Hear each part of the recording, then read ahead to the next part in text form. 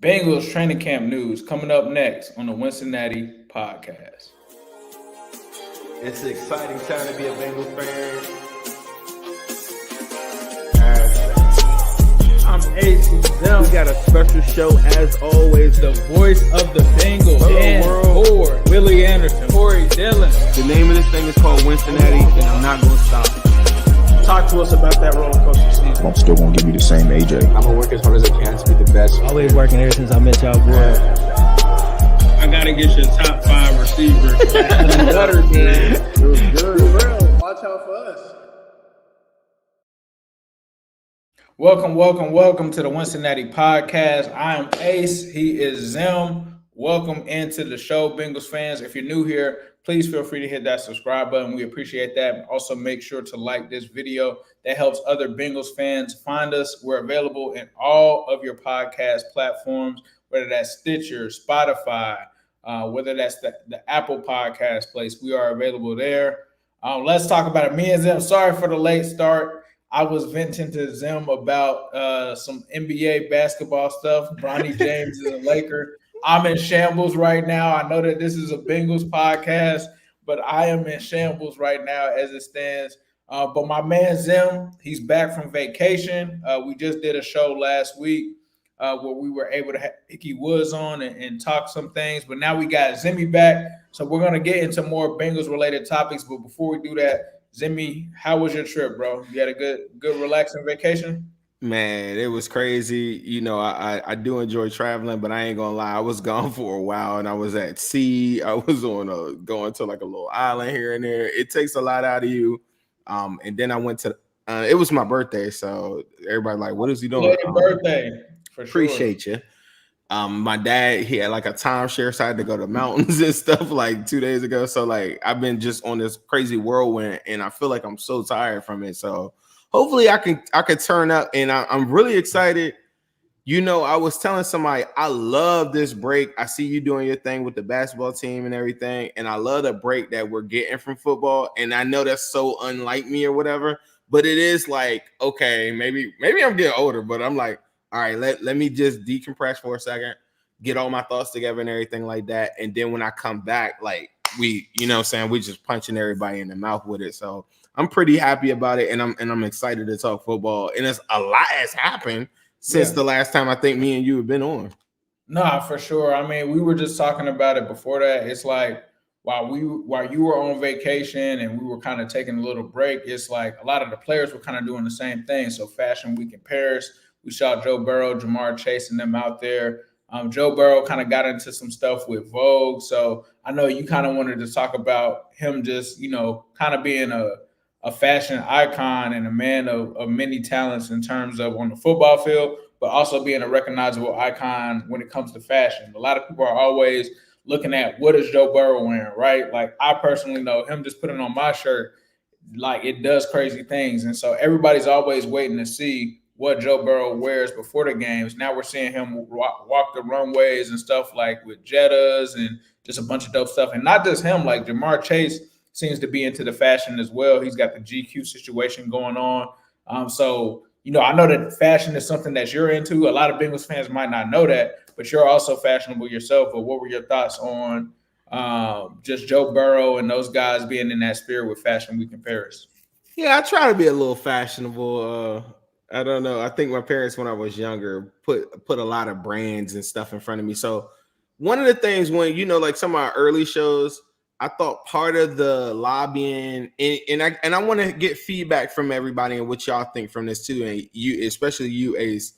One of the things that I was very, very high on is like what Joe Burrow I thought brought to the organization, because most of my battles online, on Twitter, on Instagram, are all stemming from the miseducation of the Bengals, and I think it's through the lack of exposure.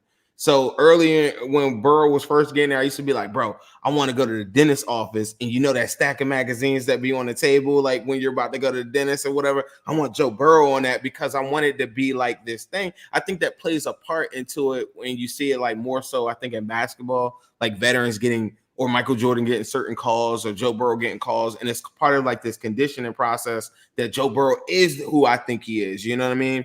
I wanted to get your take on it. Do you think, because the hardcore enthusiasts football, nothing but football type of guy is probably thinking, what is he doing out there doing a fashion thing and maybe the exact opposite of me? Do you think this takes away from Joe Burrow's maybe focus on football?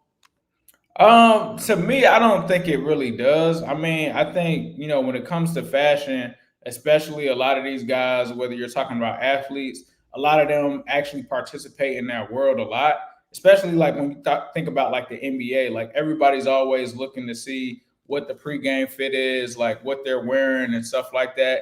And when you have influence like that, I think that is just natural that people have a life outside of football. I don't think that this takes away from him, being serious about football. I don't think that it is something that's damaging to the locker room, because I think we see it all of the time. Like even the Bengals account, they're trying to see who the freshest person is. That's something that they can bond over. That's a common interest that they can share and stuff like that. So to me, like, it doesn't really make me feel any type of way. Like if that's something that he likes to do and it's not detrimental to the team and it doesn't take away from football, who cares? It's not like, hey, we're here at training camp and Joe Burrow is missing training camp for going to Fashion Week in Paris. It just so happens that it aligns at the time where they're taking the break. And I think that that's good for them. Like if that's what he's into, I'm cool with it. Like as long as it's not something where, like when I think about things that may not be okay, I think about the Odell Beckham Jr. like Timberland boots on a boat, like right before the playoffs. It was crazy. Or I think about like the Tony Romo. I think about like the Tony Romo getaway, like right before the playoffs type thing. Like to me, the timing matters. And to me, like at the end of the day, bro, these are human beings. They have to have their own lives. They cannot be cyborgs and have 24/7 be about football and not their families or not their interests and stuff like that, or else like they really wouldn't be happy. So you got to give them the space to be able to do these things that they're into. And so no, I don't see a problem with Joe Burrow, attending Fashion Week. I don't see a problem with Jetta's, Jamar, like any of those guys getting out there, because that's just what they're into. The same way I don't have a problem when I see him go to UFC events or anything like that, especially when it's with his teammates and stuff like that, because at the end of the day, that's also a form of bonding. Like you kind of mentioned, I've been doing the basketball coaching thing. Like a lot of the things that actually help the team bond are stuff outside of basketball. Like you want them to attend these things together and have some kind of common interest outside of sports, so that sometimes you can, just relax and kind of unplug, like you were kind of mentioning earlier. Yeah, I mean, I thought, Burrow, he also talked, he had a good interview. If you guys get a chance, I'm not affiliated with these guys, but Beat Sports had a really good interview. And Burrow was talking, and he was getting pretty candid about his ability to talk about like how he wants to market himself, things that he hadn't thought about before, and just getting outside of his comfort level. And he said, like, for the first time, he was like, you know what, I've been very private. And that's one of the things I've always said in spaces is like, why does everybody have like this heavy opinion on Burrow on a lot of stuff? And they'd be like, Joe Shiesty he thinks he did. I'm like, bro, he barely talks to us. I've never seen these pictures. That's crazy. Like the one with Jamar and Jettas, I haven't seen it. So if you're listening to this live on the podcast, or you're listening to this, if you're listening to this on the podcast in the audio version on the YouTube one, which you should subscribe to, there's a bunch of pictures too from Vogue World that we got on here that we're running on the show too. But it's some real dope pictures that I hadn't even seen. Joe liked them a lot, I think, because he posted to his Instagram and Twitter. You talked about Jamar Chase. He did a GQ shoot that I think is going to come out pretty soon. He also got invited to that all-white party with Michael Rubin coming up with Travis Scott. That's next week. So next week you're going to see Joe Burrow probably and Jamar Chase at the all-white party and stuff like that too. So it's a lot going on. And the one thing that I thought was very interesting, and I thought this was a good topic, because I think it's so I'm very, very, very intrigued by like the psychology behind a lot of different things. And sometimes I post things to invoke like people and thoughts and like in a conversation. I find it very interesting that most Bengals fans that I interact with are kind of like how you are. But I find it very interesting that all like these Chiefs fans or other fans of other teams that maybe don't have a quarterback that isn't, like fashionable or whatever, they have strong opinions. Like I'm not going to say some of them on our show, but they'll have strong opinions like, why is another man like showing, pictures of his fashion shoe? And it's like all this rage and anger. And I feel like the theory that I have is like a lot of people are just jealous that their quarterback isn't getting the same type of notoriety or the same type of exposure. And that's what I've seen a lot. I don't know, like, I don't think you posted like some of that stuff on your page, and I have. And when I do, it's so many people that come out of nowhere, and they're not going to admit that to you, but I think they're jealous that their quarterback isn't getting shown like that. And then also men and women, it's millions of people talking about like, I think he's very attractive, and people are just so tired of seeing Joe Burrow this offseason. And I feel like it works in our favor.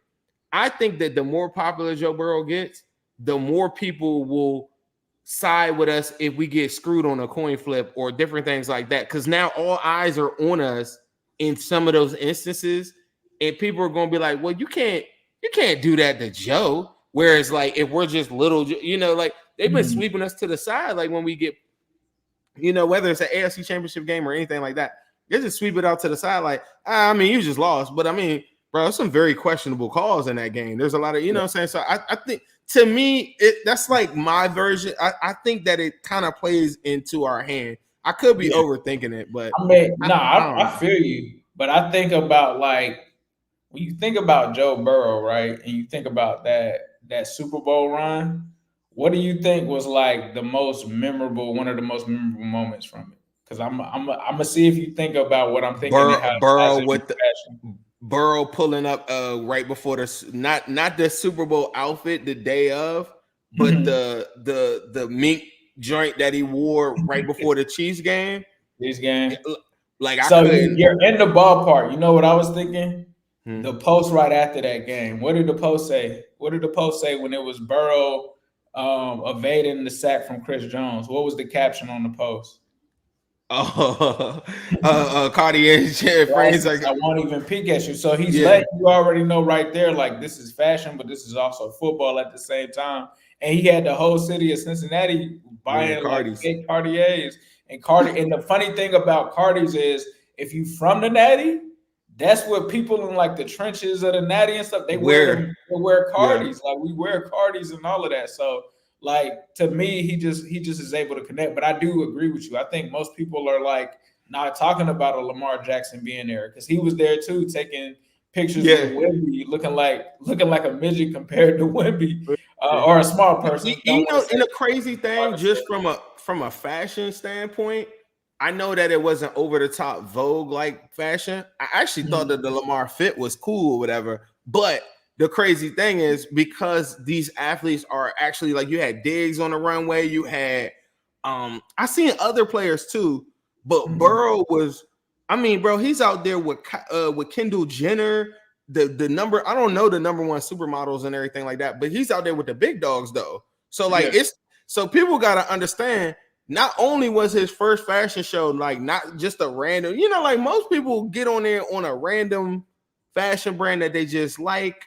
And say, I'm gonna support it and then do a walk or something like that. This dude went out there, killed it for Vogue, did a whole nother shoot for Vogue World, him and Jettis, and they go and crush it though. Like no mistake, no tripping, no errors or whatever, nothing bad you could take away from it. I'm sure people will, the internet and not having to have a football in their hand. Like how many times see these guys in spaces and they have to have a football in their hand to be recognized or something like that. Like that's a different thing. And my perspective is very different. So, or yours and you and mine, we're Bengals fans. So we're like, bro, good job. Like, whatever, right? Everybody else on the other side is like, what is he doing out there? And in my mind, I'm looking at it like, bro got paid a lot of money. He went out there on another avenue that a lot of people can't do, and he crushed it. And that's all I know. Like how you feel about it, what you thought about his hair, what you thought, I don't know. I just know that he had a job, he executed, and he cooked it. All right. Yeah, but bringing it back to football, I think it was dope that those guys got to do their thing in Paris. They still got a couple of months off, or like at least I think a month off or something like that. We're a month away from camp. the training camp. Let's get into some of that camp stuff. So let's talk about run distribution. So obviously one of the camp battles is going to be Chase Brown and Zach Moss. I know a lot of people are probably going to be like, Ace is just like not high on Zach Moss and this and that. He's been against him. I honestly think the way that the run distribution is going to start, I think it's going to start with Zach Moss. It's going to favor Zach Moss, right? But if Chase Brown, and I keep like the replay of that run that he had where he just was like out of there as soon as he got the ball, that home run ability was kind of shown. I don't think the more that the season goes on and those kind of plays happen, I don't think you can keep that off of the field. So like for me, one of your favorite players that you like, Zim, is Alvin Kamara, right? Like he's a feature back, right? He might not get the most opportunities, but he's still gonna get enough opportunities. And I liken Chase Brown to like that kind of running back. Like he can get in there and catch a screen or something and take it to the house or something like that. Now I'm not saying he's Alvin Kamara, so hear me clearly. I'm not saying Chase Brown is Alvin Kamara. I'm just saying that that he has that kind of explosive ability. And I think the more and the more the Bengals give him opportunities, which were limited last year, by the way, by the time we actually got him opportunities, we saw that what he was capable of. And I just think it's going to be a situation to where he plays himself into more of a share there. So like when I say that, I think a lot of people are thinking, oh, he's a bell cow. But I'm saying that he could probably move himself and flip that 40 to 60 share percentage that I see going to Chase Brown and Zach Moss originally to him being the 60 to 40 at the end of the season. So that's how I kind of see it playing out by season end. What about you, Zim? This is a tricky one. Paul Dana Jr. wrote a piece the other day that said that he heard, or his feeling on the situation is that the Bengals are still going to opt for another running back. Like they're trying to get like a Samaje Perine was the name that was thrown out. And the reason why I'm only bringing that up, and I think it's very important, because if they do have that guy, I don't think Chase Brown will get the opportunity that you're talking about. But to me, the only way Chase Brown will get the opportunity that you're talking about is like if Zach Moss gets like somewhat dinged up or something like that. I think that I don't know about him as a pass protector, but I kind of look at him more so like Gio. I think that they're comfortable with him not getting bigger, and I don't think that they want him to be a bigger athlete. I really don't. And if they did, I think that they would look at him more as more of an every down back. I think that they're comfortable with saying we can use you in third down situations, screens, occasionally in between the tackles, just like Gio. And I think that they just like that role, and I think they think that keeps them fresh. That's what I think from the stat based off of some of the information that I've heard and some of the information that I've seen from Chase Brown, like not getting bigger or not, bulking up or whatever, just staying fast. If Zach Moss was to get dinged up or something like that, I could see it going your way. I just think that they're going to want to keep it at that 40%, just to give everyone a good. There's a good stat that I got. Shout out to my boy Jersey. Zach Moss from weeks 1 to 8 was second in the NFL in rushing with 589 yards. He was tied for 5th in the NFL with 5 touchdowns, and he was second in the NFL with 4.7 yards a carry. Now, I don't think that the Bengals will ever use a running back like they did Joe Mixon ever again, like where he's taking 80% of the snaps or run attempts. But I do think that Zach Moss isn't a better running back overall than Mixon, but he might be better for what I think the Bengals need from him. And the game that really sticks out to me, remember when we played the Chiefs in 2022, that December game, and Joe Burrow throws the pass to T. Higgins to end the game, to ice the joint, to end the whole game on the first down. Remember, Mixon was hurt in that game. Perine was making them pay. Like every single time that they had to check to a run, 4 yards, 5 yards, 5 yards, 6 yards. Like he didn't have any run probably over 8 yards the whole game, but he was killing them. And he probably averaged like 5 yards a carry. I low-key think that the Bengals are like, we could do that with him every single week. If we see a light box, dude is going to make this one cut, and then he's going to do that. Another crazy thing is go watch Zach Moss in the Colts game versus the Ravens last year. There's some people that are in our division that had to run into Zach Moss that have been very tight-lipped about Zach Moss, and I think it's crazy. And like again, I just want to state, I don't think that Zach Moss is a better overall running back than Mixon, but for our scheme out of shotgun and stuff like that, I just think that he's gonna get the brunt of those carries. But to your point, it could happen that way. If they don't get a Perine or something like that, 1,000% Chase Brown is gonna just gradually go into that role. Yeah. The only thing I'll ask is this: if they do bring in Samaje Perine, and we continue, because like one of the things that I always say is like what Zach Taylor doesn't run the ball. If it is a 3-back situation, do you think that forces them to run the ball more, or like in a situation where like Mixon only got like 15 carries? How do you split that between 3 people? I think that pitcher is going to do a lot more, and I think this new offense is the first time that we're going to see a better distribution. We're always going to be pass heavy. I feel like that is our superpower in the league. I asked you that question one time before. I'll ask everybody watching the show right now. You could be an op watching the show right now. How many quarterbacks in the Joe Burrow era have outdueled Joe Burrow? Like throw for throw. Like the games that stand out to me was that early like Aaron Rodgers game, the CJ Stroud game this past year. But think about the games that Burrow has lost, or the Pat Mahomes AFC Championship game that we just lost. Right. Think about all the other games, whether in the division or not. When it was time for Burrow to go beat Kenny Pickett on that night game, whatever, Kenny Pickett held up with him in the first half. Second half, Joe Burrow still cooking. Whether it was Joe Burrow versus Tom Brady came out in the first half. Joe Burrow second half still cooked. Like when it was Purdy couldn't do it in the second half. Every single time, with the exception of CJ Stroud, which Joe Burrow could have won that game.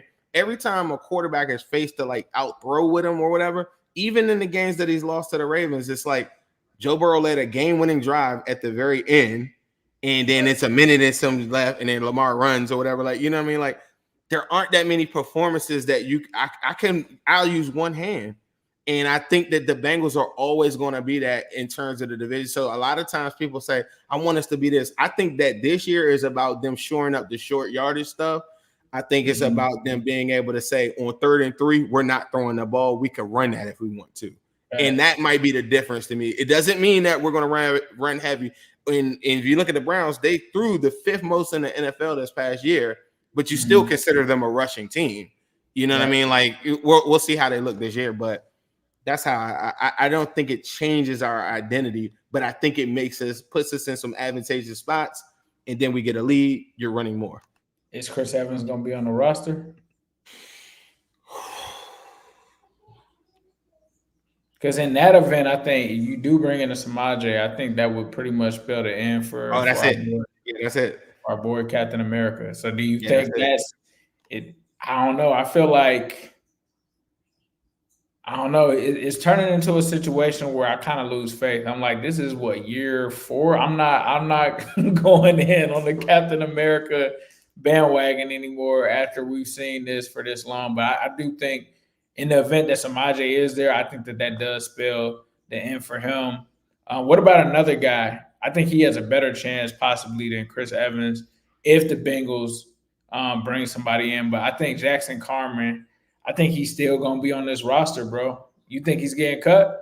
No. I forgot. Yeah, he's still there. He's still there. I think he's still on the roster just because, like, the Bengals line depth isn't really good. So it's like he's probably your best option as it stands now, unless there's like some kind of veteran that's cut that can be a swing tackle, that can play inside and outside.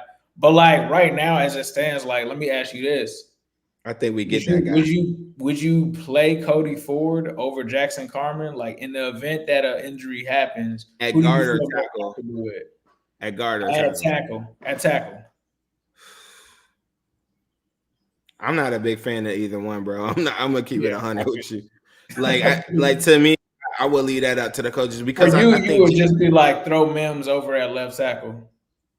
Man, I'm Mims right or left. Right or if any tackle go down, Mims. Yeah. All day. And I'll take it a step further. I want to see this staff get creative and figure out ways starting week one, to get Mims on the field, whether it's a jumbo package or whatever. I want to see like five snaps from him week one.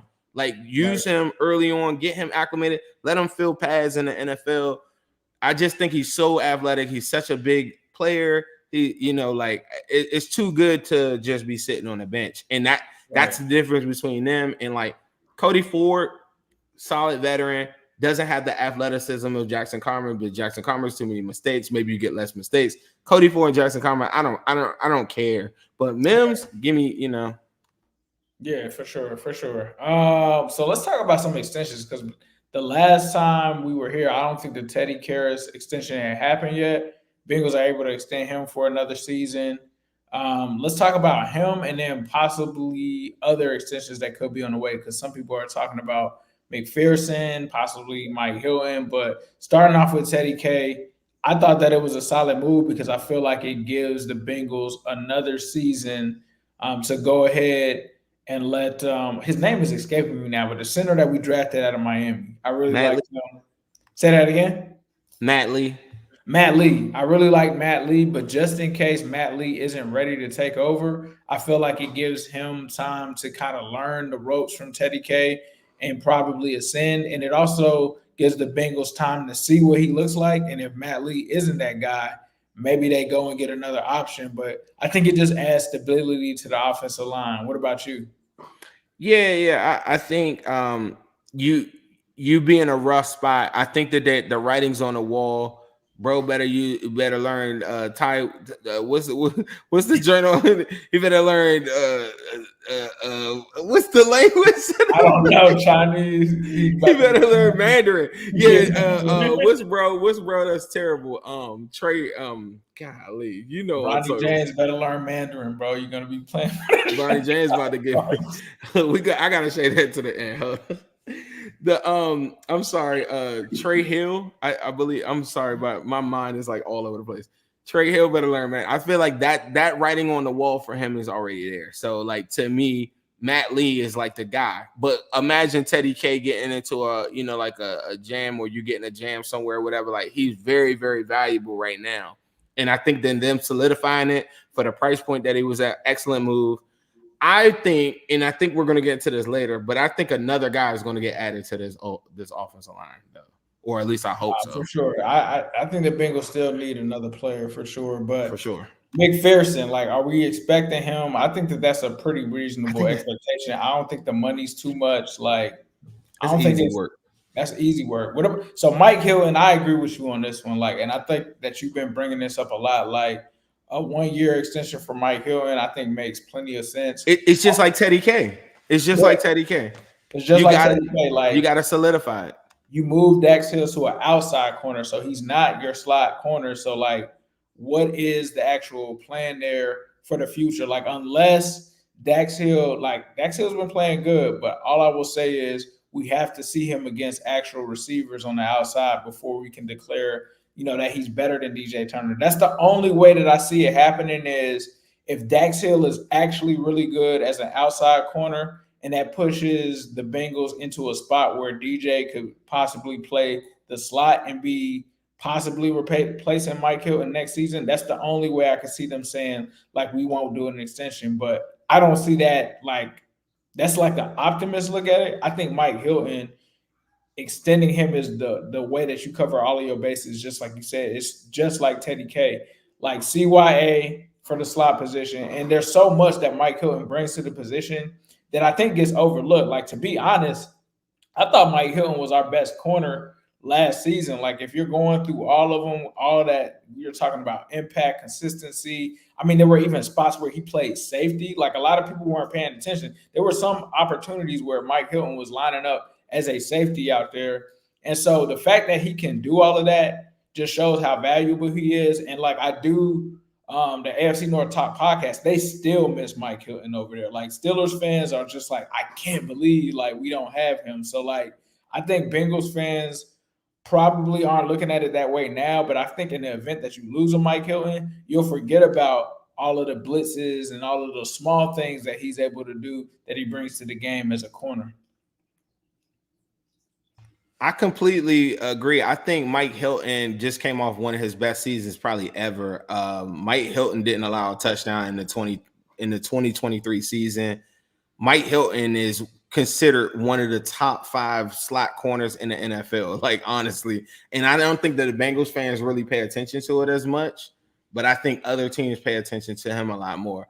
I think his ability to go and chase speed is probably his only one weakness or whatever. Aside from that, he's probably one of the most savvy like players we've ever had.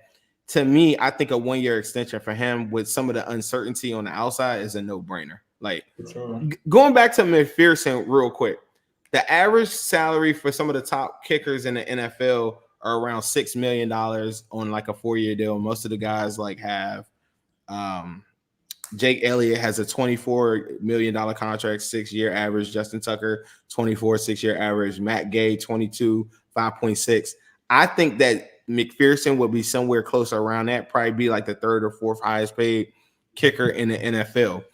I wanted to ask you this, though. Now, I know we've been done with the season for a little bit. Am I the only one? 2021 season, I didn't feel this way. Am I the only one that's a little nervous when McPherson goes to kick like some of that stuff in the last year? Like, to me, it's not as money like this past year. I could be tripping. So you're saying that you feel like this past year he wasn't making his field goals as much? There's some spots. There's some spots in there like where it's not quite as money McPherson as it was. Like, I still think that you got to sign him. I think you knock the deal out, get the extension done. You got to really think back to some of these games. There are some key kicks that, you know, like even if you think about like that Ravens game, like they set him up for a pretty manageable kick. So we could be up even more. He missed that kick. People forget that in there with the one where Joe Burrow hurts his wrist. There are games like, you know, where we kind of question him a little bit. He had a weird little streak where he missed a bunch of extra points at one point. Some of the most money kickers. You're not wrong. So I'm looking at it right now. And if you're just looking at it from just a pure field goal makes and misses, it doesn't look too crazy. So like 2021, 28 of 33, 84%, 24 of 29, 82.8%, 2023, 26 of 30, 31, 83.9%. That sounds like, oh, okay, it doesn't seem like much of a difference. But when you look at what he did from 50 plus, field goals of 50 plus, he was 9 of 11 in 2021. He was 5 for 5 in 2022. And in 2023, he was 7 for 12. So that is drastically different than anything else. So what we have come to know about Evan McPherson, why he's like so accurate and stuff like that, it's because he's accurate from 50 plus. He wasn't that last season. So like if you're just looking at it at the top level, you might not see that, but he did struggle from the 50 plus yard kicks. And those are the situations where we're like, oh, I feel comfortable whenever I'm putting them at 50. So I understand what you're saying, Zim. Like it's a little different. Henry hit it right on the head too, though. His playoff numbers are godly. Yeah, but it's so far removed. I'm still signing him though. I'm still extending him for sure. 1,000%. With Fat Randy, bro. Like, yeah, he's that guy. Yeah. Like McPherson is that guy. But I'm gonna tell you when it started. I'm gonna tell you the day it started getting shaky or a little weird. We were there. It's the day when old boy got hurt and his holders changed, and I never felt like they boom the same. Like if you're at a game and versus watching on TV, you could hear the football getting hit by McPherson. Like where some games the other kickers, I don't really hear it. Like you hear McPherson. I don't feel like I felt the boom off them kicks throughout the season. Like, you know, that we just had. Like I went to probably like 5-6 games or something like that. So it just was different. And I had a little bit of an unsureness or nervousness. I wanted to pose that question to everybody else because I know it's been far removed. I went back and watched a couple of games too. And I looked at some of the misses and I'm thinking to myself, like, they're not easy kicks, but I consider him a top 5 kicker. Like I'm thinking you're going to hit that.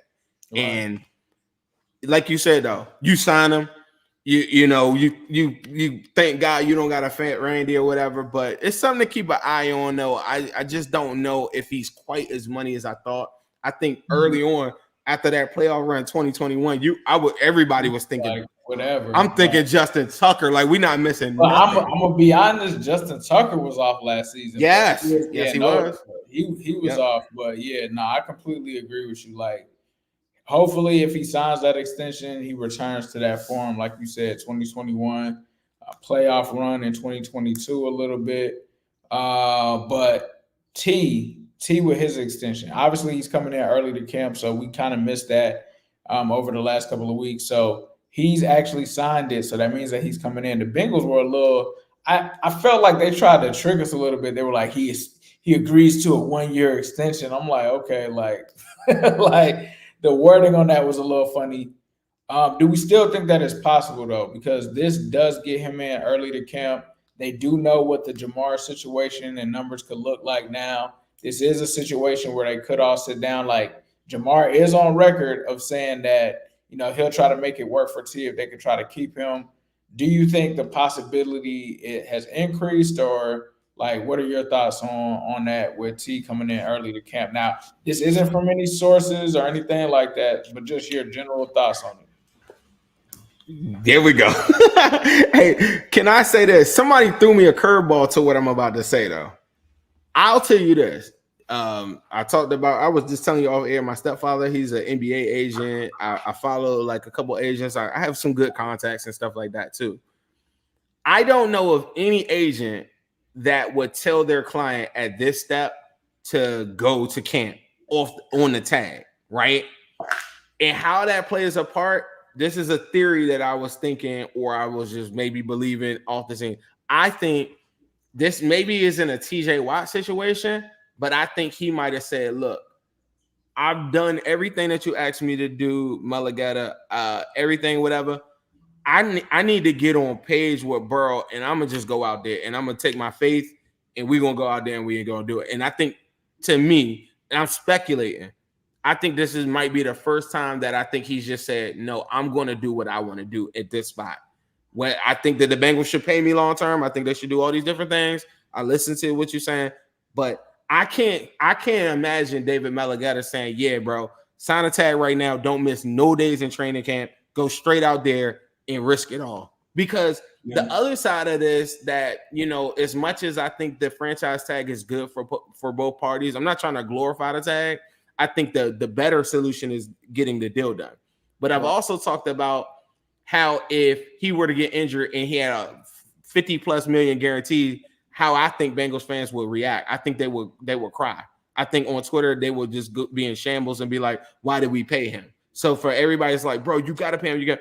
The other flip side of it that I don't think people see is that the tag, I think, is pretty good because the tag gives you top 10 money, or he's the 11 highest paid wide receiver. And then also long term, you're not on the hook for it. And then T. Higgins, coming off his worst season, is saying, well, shoot, y'all gonna give me 22 million? Shoot, I'll take that, right? So that's good money. That's generational wealth. But at the same time, the one thing that I don't think Bengals fans are catching, or if y'all don't understand this portion of it, the tag is risky in the sense that if you get hurt on the tag, you're hitting the market potentially the following year where teams are going to say, yeah, bro this was a contract year. He was going to play for it all and he got hurt. So you going out there this early, to me, is a move that I don't think an agent would tell his player to go do. And again, I'm just speculating, but that's what I took away from it. And I think that could build up rapport. I think that the Bengals do have enough money to do it long term. I do think in a crazy world, the season could start off and T. Higgins just hits the ground running, and then we get to like week 4 or 5, and they just knock out a deal or something like that. I really feel like the Bengals front office needs to see him play and be healthy consistently, 100-yard games, and be like another number one to say, we're going to guarantee 50+ million, 60+ million, 70+ million for this one guy. And we already have a wide receiver, and we already have Burton, and we already have Yoshi, and we already have Trent. That's a lot. And that guy has to be available, and he has to play, because the one thing we know as Bengals fans is if they don't hit on that, and something doesn't go right with that, they're not going to go and then take more monies and go to the free agency and go sign another guy or do anything.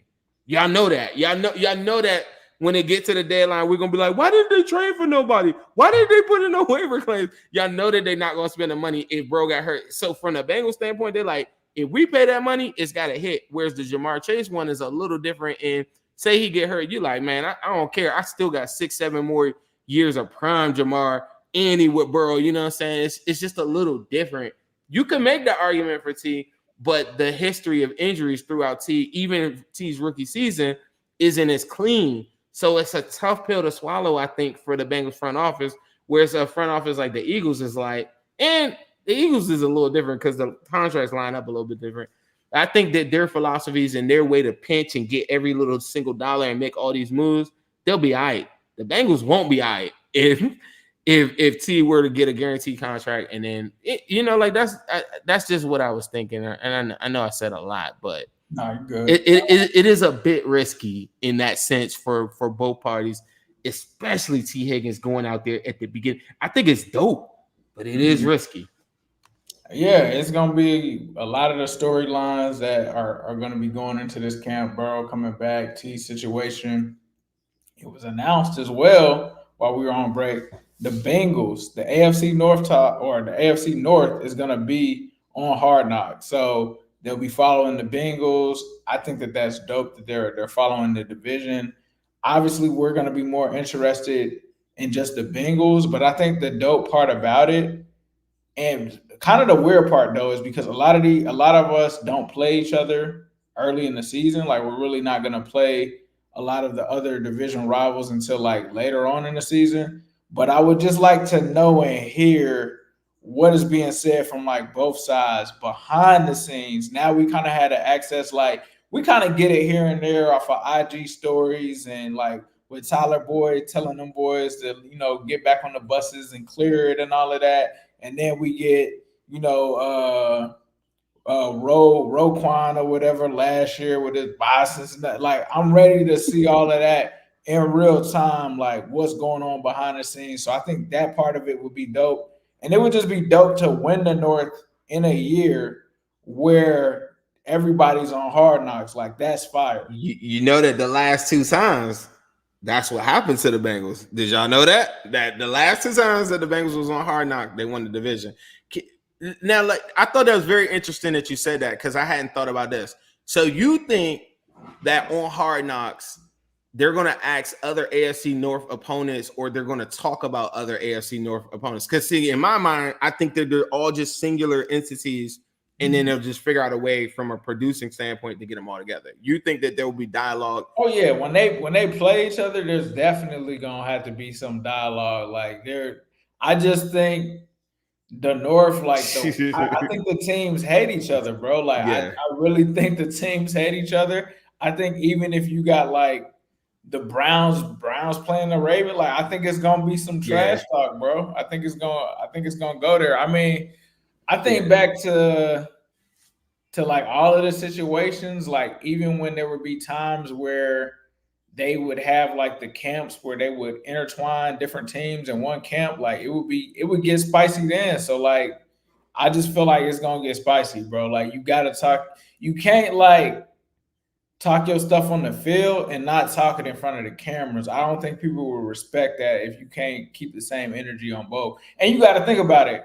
A lot of the Hard Knock stuff is during games, bro. So somebody gonna say something during the game. You know what I mean? Like, and usually we only get preseason stuff, but like this isn't gonna be about, oh, this guy needs to make the roster or this and that. Like, this is gonna be about the games and what's happening and how to prepare and how players have to get ready for AFC North matchups. Like, we've never gotten to see the inside look at that. We've always heard about it, like, oh yeah, like Willie Anderson tells us all the time, like, oh, we had to make sure we had an extra chin strap for that week.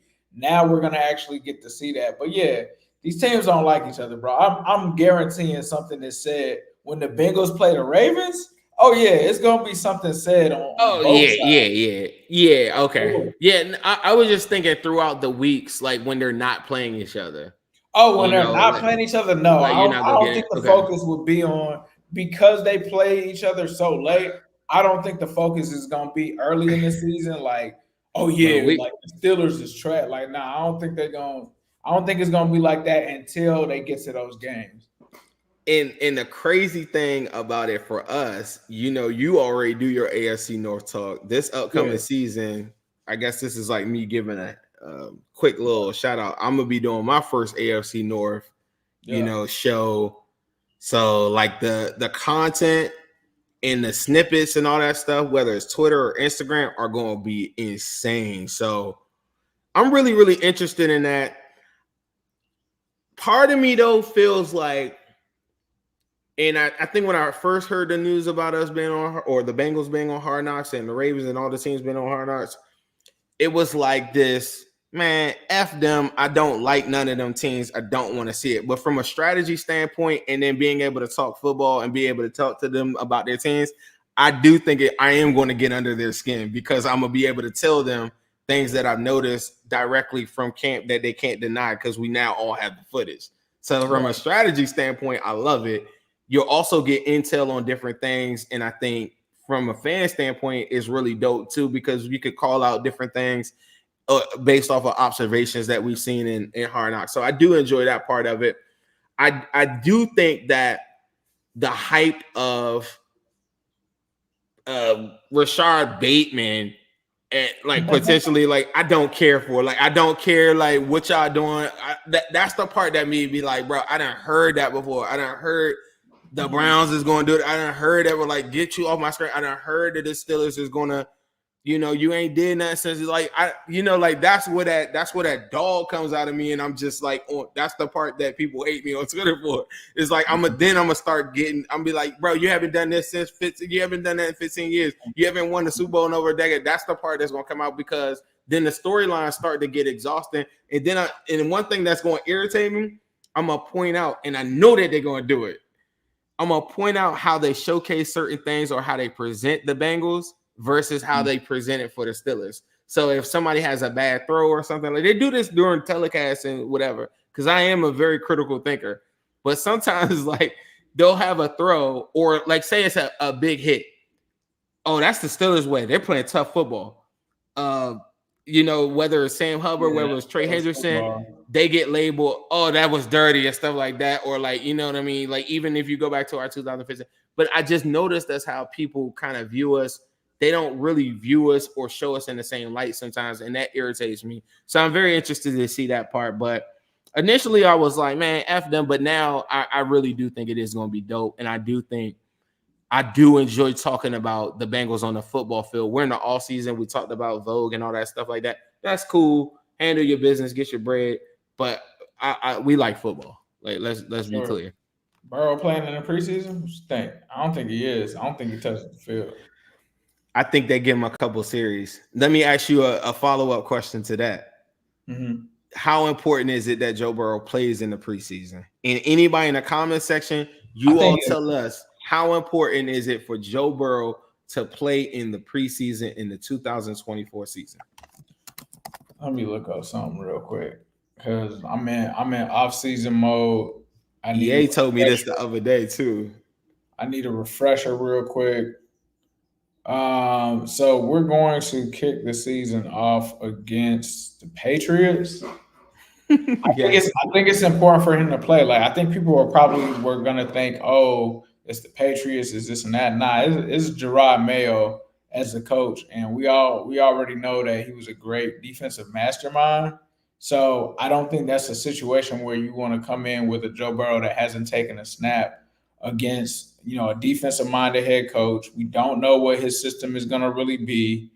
You don't really know much, especially like they're not going to show what kind of defensive looks they're going to really run. The Patriots aren't going to show them what they're going to actually run in the preseason. So being that it's something like that with someone you're not familiar with, I think it's extremely important that he at least gets one series and gets out there, because coming off of an injury last year, we just saw he didn't look like Joe Burrow those first couple of games. It was like, I don't even know who I'm seeing out here right now because he just wasn't comfortable. So I think that it's extremely important that he at least gets to shake that off. Like well, I don't want him to get hit, but obviously, like once he takes that first hit and he's like, I'm good, then he'll be able to keep it going. And it's funny because one of the friends of the show told us, I'm not gonna say who it was, but he was like, one of the secrets is that Joe has to get like knocked out pretty bad, and then he starts playing. He has to get hit in order for him. He was like, some people don't know that, but sometimes he has to take one of those hard hits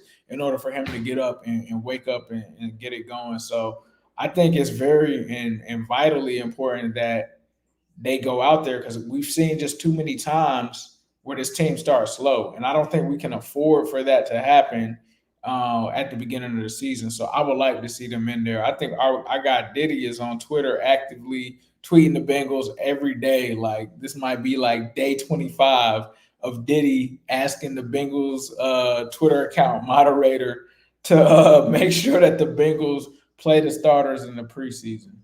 Can I say that I think I'm with you for the most part, in the sense of a couple of series, get get acclimated, get in rhythm, throw a couple passes to I want you to throw it to you could give me 2 series in the preseason. This is the one thing that I do know, and I think this is just my background on risk management. I just think that the risk versus the reward of playing a preseason is just way too high. And I think the backlash in the PR standpoint, from a PR standpoint, if he just took a hit in the preseason, the memes and stuff will go crazy. The whole thing would just be, all context removed. Mm-hmm. The Bengals are trying to kill Joe Burrow immediately. I just think that the risk versus reward on him playing in the preseason, I don't think Bengals fans that tell me they'd be like, bro, he needs to play preseason. I think they're talking way more snaps than you. Mm-hmm. You have to factor that part in. And you talked about him getting hit. Sure. Do not hit his wrist. Do not hit. And I hate sounding soft. That's not, I'm like, bro, line it up. Stay away from bro. Stay away from his wrist. I don't want to see him fall, and I don't want to see him have to hold himself up. And I know that that's a function of football. Let that happen in the regular season, and so be it. In the preseason, I will be pissed if I saw Burrow getting hit in that aspect. Now, on the other side of things, somebody I think Eric said this, or somebody else in the comments might have said, James Wright, I think, said it. I need that O-line. You remember how we came out there 2022 and they came out there in that spread, and we were looking like, what? And there's an offensive line that had never played together. Because remember, Lyle and all them had never. They only did something in the Rams in the games right before. They didn't play in the preseason either. I need to see the offensive line cohesive. I need the offensive line to be able to say whatever. Because if one of them were to get dinged up or something like that in a preseason game, I would chalk it up as it happens, bro. It's different with that. Defensive line the same way. Corners and everything like that, I don't really need to see much either. I need to keep them boys fresh. But in the trenches, them going up against second, third team dudes up front, I need y'all to know y'all blocking assignments. I need y'all to talk around protections. Remember, you got Jake Browning, who's very, very knowledgeable in the offense itself. I need to see him get you in and out of plays. I need to see how the offensive line audibles and stuff. I don't want them boys rusty week 1. Those are the boys that I don't need rusty.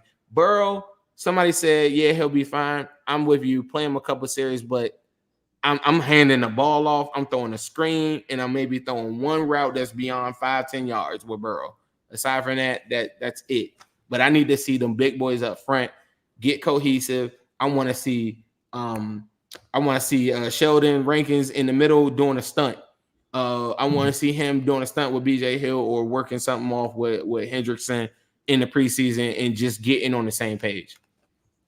No, for sure. Well, with that being said, I want to toss it to our sponsor, Midwest Best Barbecue, recently awarded Best Wings in Cincinnati. We told you here first, before they even got an award, we told you that they had the best wings in the Natty. Let's toss it to our folks at Midwest Best Barbecue.